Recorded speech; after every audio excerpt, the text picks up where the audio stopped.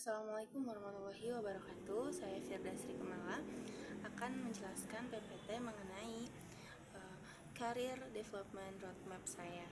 Pada slide pertama, di visi dan nilai profesional terdapat 3 aspek, yaitu yang pertama ada visi, nilai utama, dan juga fokus.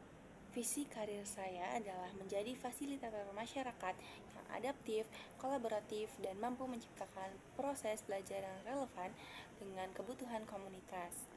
Saya ingin membantu kelompok belajar tumbuh lewat pendekatan yang terbuka dan saling menghargai. Nilai profesional yang saya pegang adalah empati, keterbukaan, dan keinginan untuk memahami sebelum menilai. Bagi saya, seorang fasilitator bukan hanya penyampai pengetahuan, tapi juga pendengar dan juga pendamping proses perubahan di masyarakat. Nah, di slide yang kedua ada pengaruh mengenai pendidikan sepanjang hayat atau lifelong learning dan juga creative problem solving. Nah, pada poin pertama di lifelong learning yaitu ada menumbuhkan semangat belajar berkelanjutan dan membuat saya lebih fleksibel dalam menghadapi perubahan. Prinsip lifelong learning membuat saya sadar bahwa proses menjadi fasilitator tidak berhenti di satu titik. Selalu ada hal baru untuk dipelajari dari pengalaman orang lain maupun situasi di lapangan. Dan yang kedua adalah pengaruh daripada creative problem solving.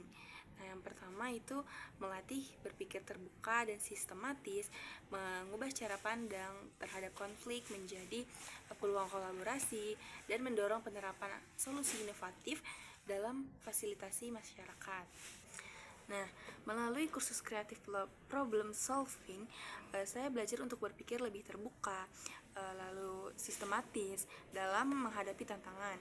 Nah, pelatihan itu membuat saya melihat konflik atau perbedaan pendapat bukan sebagai hambatan, tapi sebagai peluang untuk berinovasi, menemukan solusi bersama. Nah, slide selanjutnya ada mengenai langkah konkret 6-12 bulan ke depan. Nah, yang pertama itu adalah mengikuti pelatihan fasilitasi partisipatif dan pemberdayaan komunitas. Dan yang kedua adalah menerapkan hasil pelatihan dalam kegiatan mentoring atau proyek sosial. Dan yang ketiga ada bergabung dengan komunitas fasilitator atau organisasi penggerak masyarakat.